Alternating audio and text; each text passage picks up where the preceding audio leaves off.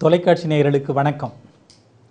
தினம் ஒரு தகவல் தொடரில் இன்று உலக தாய்ப்பால் வாரம், வேர்ல்டு பிரஸ்ட் ஃபீடிங் வீக். நேயர்களே, தாய்ப்பால் கொடுப்பதனுடைய முக்கியத்துவத்தை தாய்மார்களுக்கு உணர்த்தும் விதமாக ஆண்டுதோறும் ஆகஸ்ட் மாதம் முதல் வாரம் சர்வதேச தாய்ப்பால் வாரமாகவும், அந்த வாரத்தினுடைய கடைசி நாள் அதாவது ஆகஸ்ட் 7ஆம் தேதி உலக தாய்ப்பால் தினமாகவும் கடைபிடிக்கப்படுகிறது.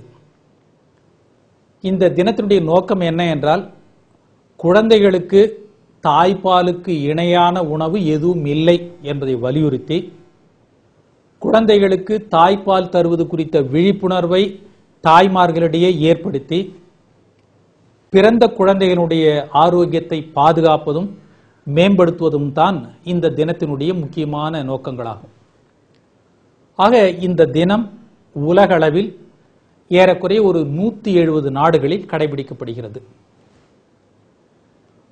தாய்ப்பால் ஊட்ட வேண்டும் என்று சொல்லுவதற்கு கூட ஒரு தினம் தேவையா, ஒரு வாரம் தேவையா என்று கேள்வி எழக்கூடும்.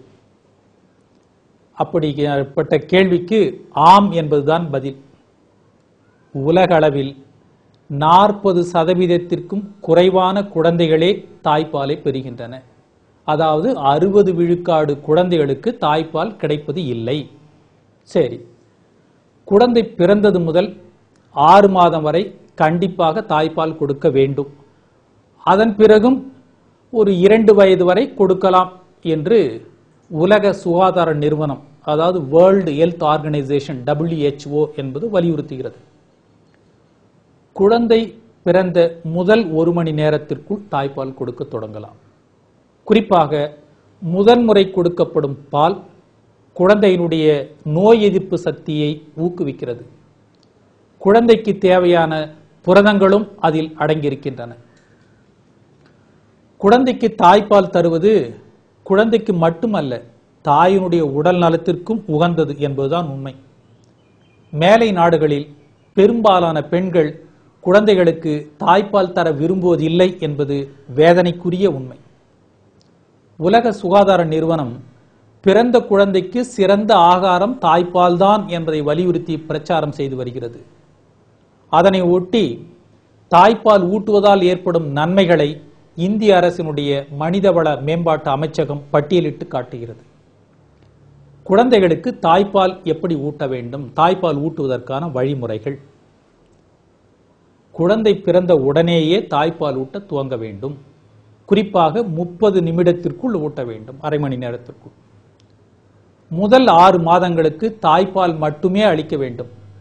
அதாவது குழந்தைக்கு தாய்ப்பால் தவிர வேறு எந்த பால், உணவு, தண்ணீர் எதுவும் கொடுக்கக்கூடாது.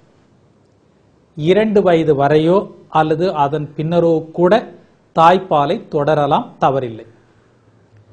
சரி, குழந்தைக்கு என்ன பலன் என்று வரும்பொழுது, தாய்ப்பால் குழந்தைகளுக்கு இயற்கை அளித்த ஒரு வரம்.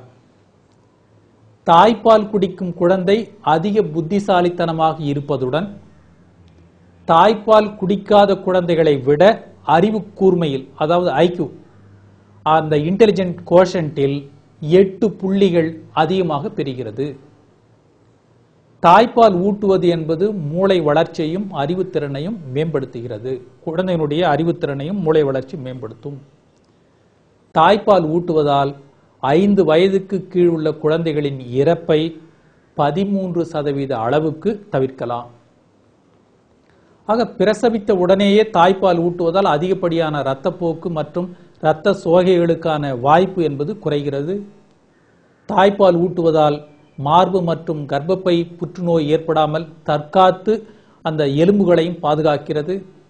கர்ப்பமாக இருக்கும்போது ஏற்பட்ட கூடுதல் எடையை தாய்ப்பால் ஊட்டுவதால் குறைக்க முடியும். ஆக எத்தனையோ பெண்கள் குழந்தை பாக்கியம் இல்லாமல் வருத்தப்பட்டு கொண்டிருக்கிறார்கள், வேதனைப்பட்டு கொண்டிருக்கிறார்கள். ஆனால் குழந்தை வரம் பெற்றவர்கள் அந்த பேற்றின் மகத்துவம் தெரியாமல், அந்த பேற்றினுடைய மகத்துவம் புரியாமல் அதை அலட்சியப்படுத்துகின்றனர். தாய் தன் குழந்தைக்கு பாலை மட்டும் ஊட்டவில்லை, பாலோடு வாஞ்சையையும் பாசத்தையும் பண்பையும் சேர்த்தே ஊட்டுகிறாள் என்பதை நினைவில் கொள்ள வேண்டும். ஆக எவ்வளவுதான் அறிவியல் தொழில்நுட்பம் இதெல்லாம் வளர்ந்திருந்தாலும் கூட இன்றைக்கும் தாய்ப்பாலுக்கு இணையான உணவு எதுவும் இல்லை என்பதை இந்த தாய்ப்பால் வாரத்தில், தாய்ப்பால் தினத்தில் நாம் நினைவில் கொள்ள வேண்டும். எனவே இத்தகைய சிந்தனையை, இத்தகைய தாய்ப்பால் ஊட்டும் பழக்கத்தை பிறருக்கு எடுத்துச் சொல்ல வேண்டும். மீண்டும் நாளை சந்திப்போம்.